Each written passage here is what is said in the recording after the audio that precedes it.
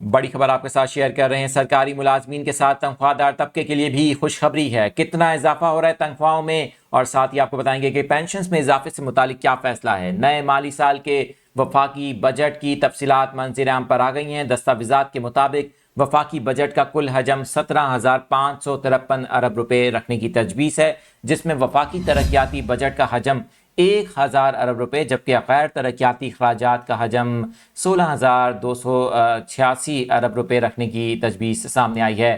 دستاویزات کے مطابق تقریباً 2,000 ارب روپے کے نئے ٹیکسز عائد کیے جائیں گے مختلف شعبوں میں۔ وہیں پر تمام جو تنخواہ دار طبقہ ہے اس کے اوپر جو انکم ٹیکس عائد کیا جاتا ہے اس میں 2.5% کمی کی تجویز ہے۔